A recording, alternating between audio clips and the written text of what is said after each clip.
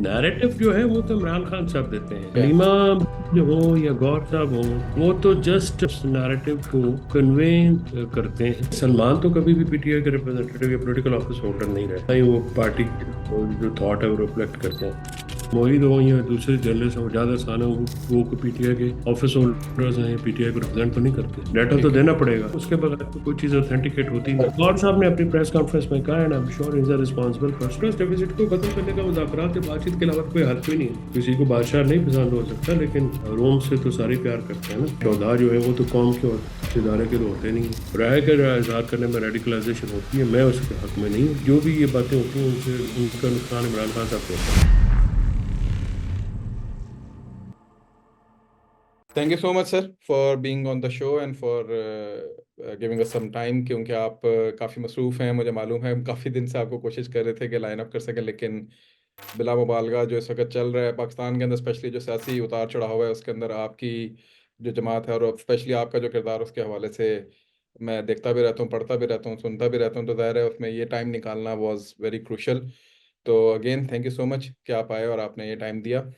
I'll jump straight to the first question, और बड़ा straight forward सा एक होगा कि पीटीआई के हवाले से अभी जो पिछले दिनों जब से ये 26 नवंबर वाला एक वाक़या हुआ है, उस वक्त से लेके अब तक जो है वो एक सर्टन नैरेटिव जो है वो बिल्टअप करने की कोशिश की जा रही है, लेकिन जो मैं बीइंग अ थर्ड पर्सन मैं इसको बाहर से देख रहा हूँ, वो ये नज़र आ रहा है कि कोई एक जिसे कहते हैं ना कोहेसिव किस्म का नैरेटिव जो है वो समझ में नहीं आ रहा। There is a narrative which is coming from the outside, there is a narrative जो कि बैरिस्टर गोहर साहब लेकर आते हैं, देयर इज अ नैरेटिव जो कि अलीमा खान साहबा लेकर आती हैं। तो आप बीइंग अ पार्टी लीडर, आप बीइंग अ पर्सन जो कि पीटीआई के बहुत करीब हैं, खान साहब से ऑलमोस्ट हर दूसरे दिन मेरा ख्याल आपकी मुलाकात भी होती है, what do you think which narrative should the people of Pakistan should be following? देखिए, नैरेटिव जो है वो तो इमरान खान साहब देते हैं। ठीक है। हलीमा जो हो या गौर साहब हो, वो तो जस्ट आप कह लें कि वो उस नैरेटिव को जो इमरान खान साहब देते हैं वो कन्वे करते हैं। ठीक और है। उसको कन्वे करते हुए जो है वो मामलात को बताया जाता है। उसके अलावा जो है वो तो नैरेटिव तो इमरान खान साहब का ही, और वही नैरेटिव जो है वो लोग फॉलो भी करते हैं, करना भी वही चाहिए। बाकी ठीक है। सलीमा खान हो या गौर खान हो, वो अपना आप समझे कि मॉड्यूल्स हैं, जिनसे जिनके जरिए मैसेज पहुंचता है। और ठीक है। इमरान खान साहब का भी नैरेटिव होता है। ठीक है।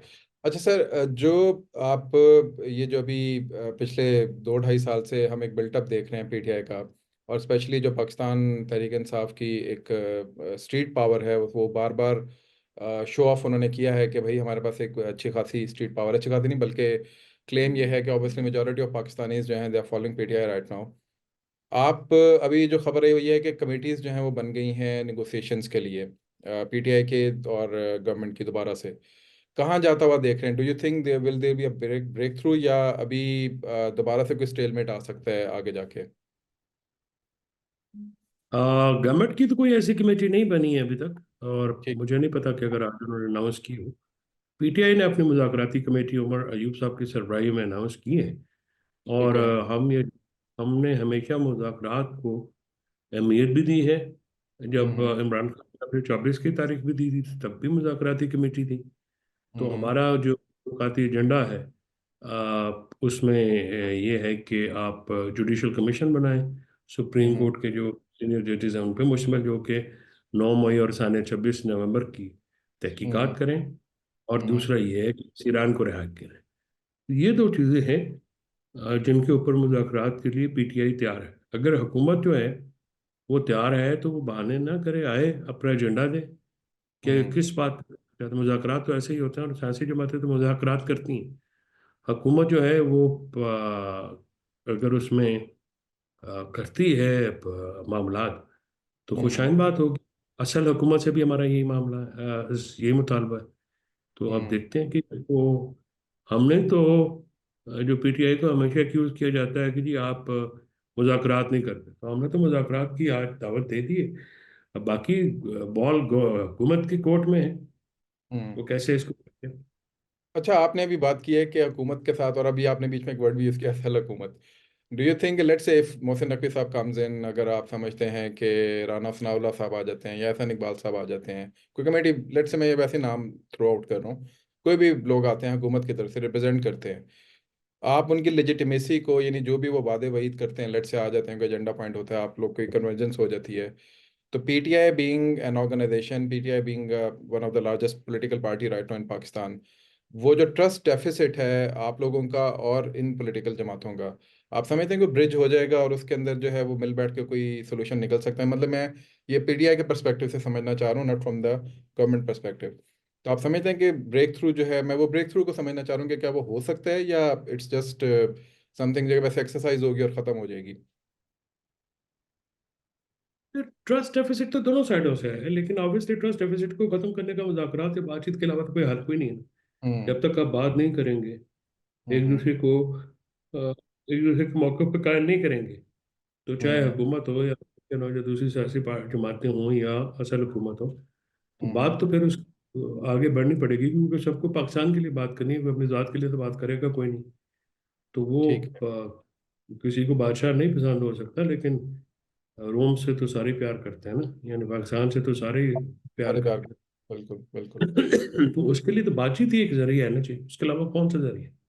अच्छा सर, आप बातचीत की बात कर रहे हैं कि जी PTI is more towards, I play a devil's advocate over here, कि पीटीआई ये कह रही है, नहीं आपका मौकफ ये है कि पीटीआई ये बात करे कि जी कि हम डायलॉग की तरफ जाना चाहते हैं, बट जो नैरेटिव आता है पीटीआई के सोशल मीडिया से, जो नैरेटिव आता है पीटीआई के स्टाल वॉर्ड्स की तरफ से, जो नैरेटिव आता है पीटीआई के लोगों की तरफ से, वो तो बहुत ज़्यादा, आप कह लें कि एक जैसे एजिटेशन वाली बात होती है, जिसके अंदर बातचीत का तो कोई अंसर सामने नज़र ही नहीं आता, वो तो चाहते ही नहीं कि इनसे बातचीत की जाए। तो आप फिर उस नैरेटिव को और पीटीआई की ये वाला जो ये बात आप करेंगे, बातचीत होनी चाहिए, डायलॉग होना चाहिए, इन दोनों को सामने कहाँ रखते हैं? डू यू थिंक दो both things can go hand in hand parallelly to each other? They always go hand in hand. Agitation ends on talks. Wars ends on talks. Everything ends on tribal. तो बात ठीक तो है। ये है कि agitation में जब अगर आप हमें हमारा इलेक्शन चुराएंगे, हमारे इंतखाबी निशान चुराएंगे, हमारे बंदों को तोड़ेंगे, हमारे लोगों की बेहरमती करेंगे, उनके घरों को और उनके घर वालों को जो है नुकसान भी पहुंचाएंगे, और फिर उनकी तौहीन करेंगे, और सोशल मीडिया जो है उसको भी आप क्रैक डाउन करेंगे, सोशल हम्म। मीडिया एक्टिविस्ट को क्रैक डाउन करेंगे, तो फिर हमारे पास एजिटेशन के अलावा कोई और रास्ता है क्या? ठीक है। लेकिन बट इसके साथ साथ एजिटेशन, हम कोई एजिटेशन का बंदूक थ्रेशोल्ड है क्या है नहीं, सर? हमको तो बातचीत ही करनी है, और बातचीत के जरिए आगे बढ़ा जा सकता है। लेकिन सर एजिटेशन का थ्रेश होल्ड क्या है, लाइक हम, यानी एजिटेशन भी तो एक, आप एक हद तक लेके जा सकते हैं ना, there are certain red lines. Again this is a question from a devil's advocate's point of view, कि आप किस तरीके से एजिटेशन को डिफाइन करते हैं? मिसाल के तौर पर मैं आपको थोड़ी सी एक छोटी सी एग्जांपल देता हूँ, कि अभी मैं कल ही की बात है, और एक मैंने सर्टेन अकाउंट्स देखे सोशल मीडिया के ऊपर, and we do not know के are they associated with PTI not, but they are representing themselves as PTI's faces. और वो ठीक है, आपकी एक इदारे के साथ या एक गवर्नमेंट के साथ तो मुखासमत हो सकती है, और उससे आपको इनजस्टिस जो वो आपके साथ हो रहा है वो दैट इज़ अंडरस्टैंडेबल, लेकिन उसके बिहाफ के ऊपर वो जो नीचे शोहदा हैं, दूसरे लोग हैं, उनको तान करना या उनके ऊपर कीचड़ उछालना, do you think this is fine, या PTI should distance itself from this kind of agitation, और जो प्रॉपर एजिटेशन सिर्फ उस पर फोकस करें? आपने खुद ही कहा कि यू आर नॉट अवेयर के whether they are PTA accounts, अगर ऑफिशियल अकाउंट्स हैं और पीटीए की ओर से हो जाए तो फिर तो डेफिनेटली उनको एड्रेस किया जा सकता है। लेकिन अगर कोई लोग हैं, hmm. Personally I never support that, कि हम्म। शोधा जो है वो तो कौम के होते हैं, किसी इदारे के तो होते नहीं हैं। और मैं बिल्कुल। किसी इदारे को अगर कहूँ कि कोई से भी जो हमारे बच्चे शहीद हो रहे हैं, चाहे पुलिस वाले हैं या रेंजर्स वाले हैं या आर्मी वाले हैं, ये तो हमारे बच्चे हैं, कौम के बच्चे हैं, हम में से हैं। और बिल्कुल। कौम फौज जो है वो भी हम में से है, और हम फौज में को कैसे हम अपने आप से अलग कर सकते हैं? लेकिन जाहिर है ये बातें अब फौज के जिम्मेदारान को भी तो सोचनी है ना, कि बिल्कुल। क्यों एक इदारा जो है वो मुसलसल, और अवाम और उसके दरमियान खलीज कौन पैदा कर रहा है, और ये खलीज पैदा करने के लिए कौन जो उनको मजबूर कर रहा है इन मामलात के ऊपर, जैसा कि एक्शन लिए जा रहे हैं। तो ये बातें तो फौज के जो काबरीन हैं, जो बड़े हैं, उनको भी तो ओके। सोचनी है। ये अवाम और फौज का आपस में खलीज होना, ये किसी सियासी पार्टी जैसे हुक्मरान पार्टियां जो कि इसके के बेनिफिशरी हैं, उनको तो फायदा दे सकती हैं, लेकिन अवाम और फौज दोनों के लिए बेहतर नहीं है। ठीक है। अच्छा sir, coming back to this PTI versus जो भी इस वक्त हो रहा है पे अभी आज़ाद जम्मू कश्मीर के अंदर भी एक आपने देखा है कि लॉकडाउन चल रहा है पिछले 3-4 दिन से। और उसमें खबरें ये आ रही हैं, पहले जेकेएलएफ का नाम आता था कि जेकेएलएफ उसको लेके चल रही है, लेकिन इस बार नाम जो है वो एक पीटीआई के किसी साबका ओहदेदार का नाम आ रहा है कि they have started this agitation and it's been perpetuated as such के जी के आज़ाद कश्मीर के रास्ते जो हैं वो पाकिस्तान के साथ बंद कर दिए जाएंगे। नैरेटिव ये बिल्ड हो रहा है सर्टेन क्वार्टर्स के अंदर कि जी कि शायद ये वो वाला नैरेटिव है जो कि इंडिया यहाँ पे लेकर आना चाहता है विद रिगार्ड्स टू कश्मीर। आप बीइंग पार्टी लीडर इस सारी एजिटेशन को जो इस वक्त कश्मीर में हो रही है, जो भी उनके हकूक की बात है, जो भी उनके हकूक की जंग है, आप उसको किस तरीके से देखते हैं कि पीटीआई उसके अंदर क्या रोल प्ले कर सकती है to not let it slide towards something जो कि बिल्कुल इंडियन नैरेटिव की तरफ चला जाए और not go down to the drain के जी के वो जो उनके हकूक का मामला है वो भी कोई सुनने के लिए तैयार ना हो। देखिए, हाँ, पीटीआई कश्मीर के अवाम के साथ है, और कश्मीर के अवाम की मांगों को वो बड़ी अहमियत देती है, उनका हमें उनके पाशात का बहुत एहतराम है। हम्म। अगर पीटीआई वो अवाम की मांगों की एहतराम नहीं करेगी तो फिर अवामी जमात तो नहीं होगी। ठीक लिहाजा है। जो वहाँ पे अभी कल एड्रेस हुआ है मामला, उनके सदर ने लेटर लिखा है, उनके वो ऑर्डिनेंस जो है वो विड्रॉ किया जा रहा है, वो उसके उसके खिलाफ पूरा कश्मीर निकला है, कोई एक जमात के लोग तो नहीं निकले हैं। और ठीक है। कश्मीर में जो एजिटेशन हुए वो across above the party affiliation across the board हुए हैं। तो इस हम्म। बात को भी तो देखना है ना कि ये बाकी जमातों के लोग जो हैं, अगर सिर्फ पीटीआई एक जमात है जो रोल अदा कर सकती है, तो आप तो फिर ये कह रहे हैं कि सिंगल पार्टी रूल है वहाँ पे हर जगह पे। मेरा नहीं ख्याल ऐसा है, वहाँ पे दूसरी जमातें भी हैं और उनका भी एक एक रोल है। वो जो रोल अपना नहीं अदा कर सकती तो पीटीआई हमेशा और अवाम के साथ खड़ी हुई है। फायर और टू जायज़ ग्रुप। जमात जो जायज़ मुतालबात हैं और आयन और कानून के तहत जो है वो मानने चाहिए। पीसफुल असेंबली का जो उन्होंने ऑर्डिनेंस बनाया था वो तो गैर जमहूरी ऑर्डिनेंस है, वो तो अमरीत अमराना है, हम्म। है। और इंडिया का नैरेटिव जो है वो हमारे यहाँ पे नहीं, कश्मीर में नहीं आ सकता। इंडिया के साथ हमारी मुखासमत जो है ख़ासकर कश्मीर को लेके वो इतनी पुरानी और इतनी सॉलिड है कि उसमें वो नहीं आ सकता। लोग हर चीज़ को, जो मैं समझता हूँ कि जो अकाबरीन हैं या हुकूमती ज़मा हैं, वो हर हम्म। चीज़ से पहलू तय करने के लिए, जांच उड़ाने के लिए उसको इंडिया से एसोसिएट करते हैं। ये ऑर्गेनिक ऑब्जेक्शन है, ऑर्गेनिक एहतजाज है। इसको ऑर्गेनिक एहतजाज समझ के ही हल भी करना चाहिए, लोगों से बातचीत करना चाहिए, और लोगों की सेटिस्फेक्शन जो है जमहूरियत में अल्टीमेट क्राइटेरिया वही होता है। ठीक है। अच्छा sir, back coming back to 26 November, यहाँ पर मैं खुद इस्लामाबाद में होता हूँ, बल्कि जिस इलाके में ये ब्लू एरिया में जहाँ कुछ जो कुछ हुआ है बिल्कुल उसके सामने जो 2-3 सेक्टर हैं, G6 G7 और G8 के, मैं उधर रहा भी हूँ बचपन में। So I had a lot of friends over there, even poly clinic पेम्स के अंदर भी। सो एट दैट नाइट मैं बहुत से लोगों के साथ राब्ते में था, मैं खुद भी कोशिश की कि मैं अंदर घुसूं, लेकिन मैं चूंकि पेरिफेरी में रहता हूँ तो नहीं घुस सक रहा था अंदर इस्लामाबाद में। तो उनका ये कहना था कि there are lot of people who are wounded who are coming to the hospitals, लेकिन वो जो एक सर्टन नैरेटिव था कि जी कि इस्लामाबाद के अंदर कई 100 लोगों को, उससे पहले खोसा साहब आए, खोसा साहब के बाद फिर वो बाहर मोहित पीरजादा साहब ने, फिर शहबाज गिल साहब ने, आप क्या समझते हैं? और फिर उसके बाद आपको पता है कि 2-3 दिन बाद, 4 दिन बाद बैरिस्टर गौर साहब ने मुलाकात की अडयाला में खान साहब से, और आके कहा जी कि हमारे 12 शोहदा मौजूद हैं, उनका हमारे पास डिटेल्स मौजूद हैं। और उन्होंने ये भी कहा कि हम डिसएसोसिएट करते हैं अपने आप को उस सारे उन सारी फिगर से। लेकिन अभी परसों तरसों एक हियरिंग हुई है जिसके अंदर वजाहत, और ये जो है मोहित पीरजादा और एक वो कोई और खातून है महलिका आई थिंक, और एक और वो रेयान ग्रिम है, इन्होंने एक किया है, सेनेट कोई उधर है उसके सामने हियरिंग, और उसमें उन्होंने दोबारा से वही सारी फिगर्स जो हैं कोट की हैं, और ये भी कहा है जी कि पाकिस्तान के ऊपर सैंक्शंस लगाई जाएं, इकोनॉमिक सैंक्शंस लगाई जाएं वगैरह वगैरह, और यूएस इंटरवीन करें।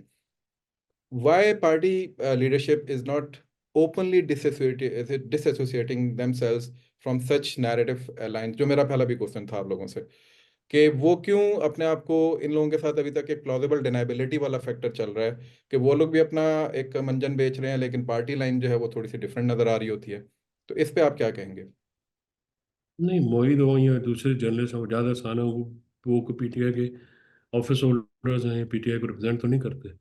अगर बिल्कुल। पीटीआई को रिप्रेजेंट करते तो डिसएसोसिएट कर सकते हैं, जब एसोसिएट ही नहीं हो तो डिसएसोसिएट किस बात पे करें।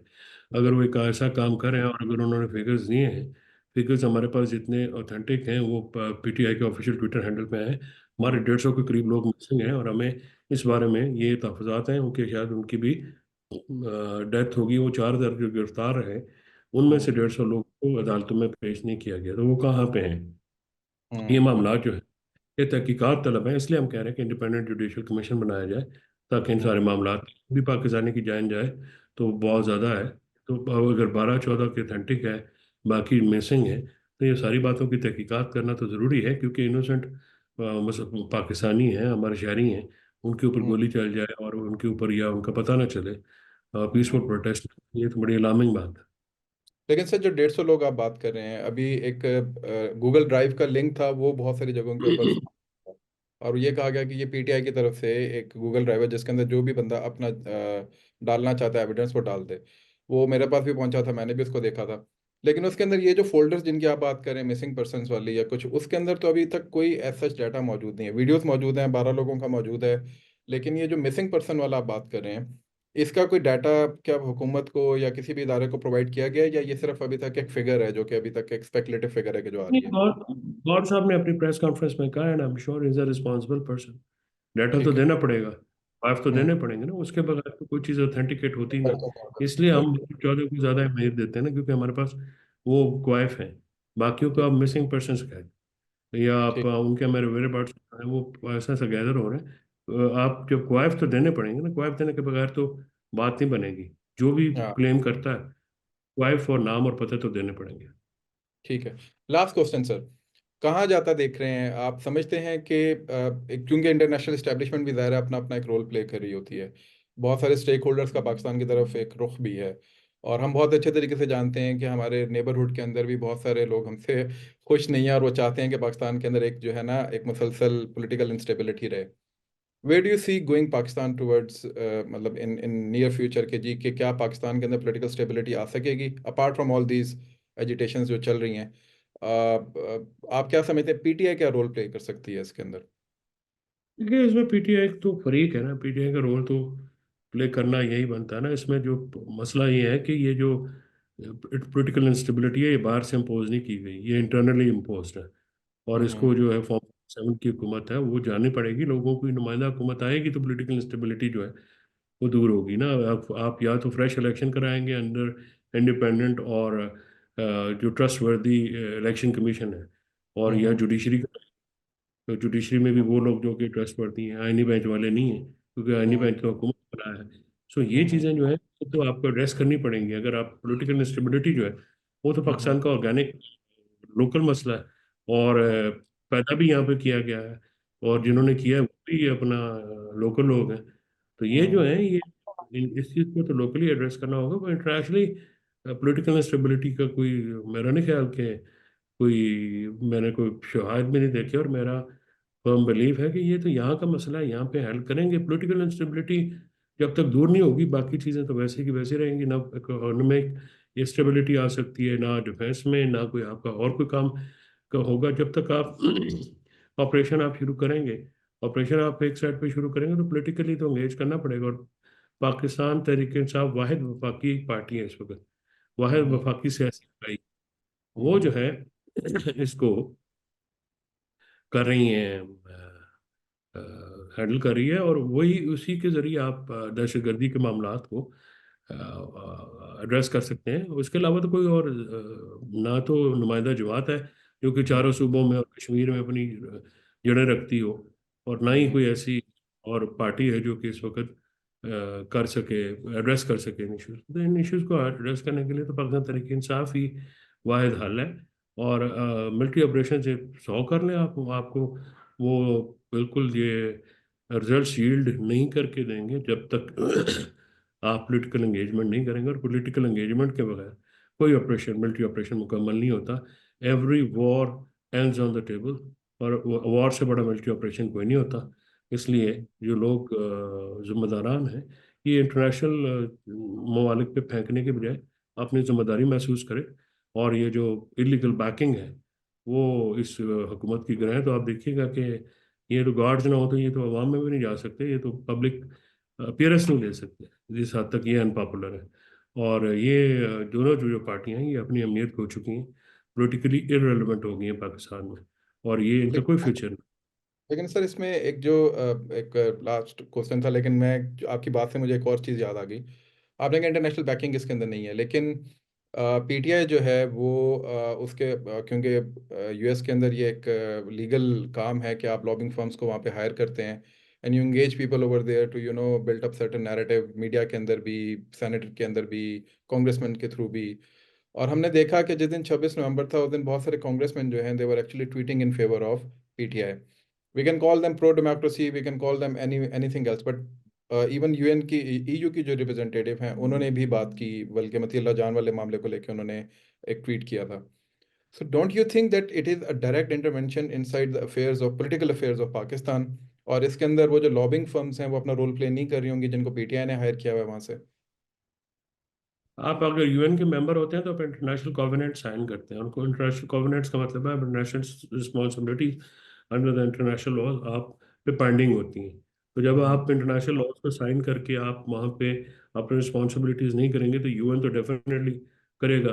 और कांग्रेस जो अगर वहाँ की लॉबी है वहाँ पे आपको पता है कि वो तो और तरह से बात करते हैं। लॉबिस्ट फर्म जो हैं वो तो पीपल्स पार्टी की भी हैं, नून की भी हैं, हर किसी बिल्कुल। की। जैसे अमेरिका में इवन एस्टेब्लिशमेंट भी अपनी लॉबिस्ट के जरिए बात करनी है, वहाँ पे तो एक सेटल्ड तरीका है। तो लॉबिस्ट हायर करना तो कोई ऐसी बात नहीं है। और फिर प्राइवेटली अगर लॉबिस्ट हायर करते हैं वो तो फिर भी काबिल एतराज़ बात नहीं है। पीपल्स पार्टी ने तो पाकिस्तानी सफारत खाने के जरिए मार्क एलन सिग्गल को पैसे दिए हुए ऑन रिकॉर्ड है। तो बात यह है कि लॉबिस्ट हायर करना पर्पस जो है, अगर आपके अंदरूनी इदारे नहीं करेंगे, आपके हर इदारा जो है, वो इवन जुडिशरी जो है उसको अपने महकमा हार बना दिया है 26वें आईनी तरमीम के बाद, और डिस्क्रिमिनेशन कर दी है अमंगस्ट जजेस ऑफ द सुपीरियर कोर्ट। यानी आधे जो हैं वो आईनी का 5-7 बंदे जो हैं वो आईनी इख्तियारात इस्तेमाल करते हैं और मेजोरिटी जो है वो आईनी इख्तियारात इस्तेमाल नहीं कर सकते। तो ये तो तासुब है ना। तो जब हम्म। आपके अंदरूनी इदारे बात नहीं सुनेंगे तो फिर बैरूनी तरफ बात तो लेके जानी पड़ेगी। अगर पाकिस्तान में अदालतें जो है आज़ाद होती और इंसाफ फराम कर रही होती या मामला को एड्रेस कर रही होती, यहाँ पे जो जजेस के साथ किया गया है लेटर जो है रिकॉर्ड है, और जो अवाम के साथ किया गया, तो उसके बाद फिर किसी न किसी जगह पे कोई ना कोई तो ऐसी चीज़ें होती हैं। लोग जो पाकिस्तान से बाहर बैठे हुए पाकिस्तान से मोहब्बत करते हैं, तो वो क्योंकि वहाँ पे क्यों बैठे? जब तक रूल ऑफ लॉ नहीं होगा पाकिस्तान में, तो पाकिस्तान में तो कोई इन्वेस्टमेंट भी नहीं आ सकेगी। लोग जो हैं और ओवरसीज पाकिस्तानी जो हैं वही पाकिस्तान को रिवाइव कर सकते हैं। तो उनके रिवाइवल के लिए ज़रूरी है कि पाकिस्तान में रूल ऑफ लॉ हो। अच्छा सर, रैपिंग इट अप, जो पीटीआई के डिफरेंट चैप्टर्स हैं पूरी दुनिया के अंदर, चाहे वो मिडिल ईस्ट के अंदर हैं, चाहे वो यूरोप के अंदर हैं, चाहे वो यूएस के अंदर हैं, चाहे वो ऑस्ट्रेलिया के अंदर हैं, don't you think being a party leader, जैसे आपने कहा कि इमरान खान साहब का बयानिया चलता है, और इमरान खान साहब ही जो ये डिफरेंट मॉड्यूल्स हैं जो कि अपना नैरेटिव डिसेमिनेट करते हैं डिफरेंट अंदाज में, बट डोंट यू थिंक कि पार्टी में, अगेन मेरा जो मैं जो समझना चाह रहा हूँ, जो मैं देख भी रहा था, सोच भी रहा था, वो ये कि जैसे मिसाल के तौर पर मैं नाम ले लेता हूँ कि सलमान अहमद साहब हैं, he is you know on a स्प्री, और वो अपना एक बात कर रहे होते हैं। शहबाज गिल साहब हैं, वो अपनी एक बात कर रहे हैं। उसके बाद अब ये पार्टी ओहदेदारान तो रहे हैं, अभी बेशक नहीं है लेकिन ओहदेदारान रहे हैं, बड़े रिस्पॉन्सिबल लोग रहे हैं ये पार्टी के लिहाज से। इसी तरीके से आप कहीं और चले जाए तो पीटीआई यूएस का एक हैंडल बना होता है, उस पर से कुछ ना कुछ बातचीत हो रही होती है। उनकी पार्टी जो है या उनका जो नैरेटिव है, that is way more, I would put in it in a perspective, radical है एज कम्पेयर टू जो कि पार्टी लीडर्स कहते हैं, जैसे बैरिस्टर गौर साहब कहते हैं, आप जो बात करते हैं, या अली मोहम्मद खान साहब जो बात करते हैं, उसके मुकाबले में उनका नैरेटिव बहुत रेडिकल है। तो डोंट यू थिंक कि इसके अंदर कोई सेम्बलेंस आनी चाहिए, यानी कि एक एजिटेशन तो रहे, लेकिन रेड लाइंस जो होती हैं, यानी रेडिकलाइजेशन में जो रेड लाइंस है उनको हम नहीं क्रॉस कर रहे सारे मौके के ऊपर? देखिए, सलमान तो कभी भी पीटीआई के रिप्रेजेंटेटिव या पॉलिटिकल ऑफिस होल्डर नहीं रहे, ठीक ना है। ही वो पार्टी की जो थॉट है वो रिफ्लेक्ट करते हैं। शहबाज गिल साहब डेफिनेटली पार्टी के पॉलिटिकल कमेटी के मेंबर हैं और सीसी के भी मेंबर हैं। लेकिन जो आपको नैरेटिव है पीटीआई का, वो तो यहाँ से गौर साहब देंगे या वकास और असलम सब शेख देंगे या पार्टी ठीक है। के दौरान। बाकी अगर राय का इजहार करते हैं, राय का इजहार करने में रेडिकलाइजेशन होती है, मैं उसके हक में नहीं हूँ इतना। क्योंकि जो लोग बाहर बैठे वो समटाइम्स दे, बिकॉज उनको प्रॉब्लम नहीं होती, उनकी जो भी ये बातें होती हैं उनसे उनका नुकसान इमरान खान साहब को होता है। अगर वो ये हम्म। चीज़ रियलाइज कर तो ये काफ़ी उनके लिए है और हम सबके लिए बेहतर होगा। Sir thank you so much आपका टाइम का, आई होप कि मैंने ज़्यादा टाइम आपका नहीं लिया, एंड आई होप कि इंशाल्लाह ताला आपसे जब भी दोबारा मौका मिला तो मुलाकात भी ज़रूर हो, और एक दोबारा नशिस्त हो सके ताकि हम इसको थोड़ा सा और डिटेल में अनरैप कर सकें। Thank you so much any sir. Time. Thank you, thank you, thank you. Allah Hafiz sir.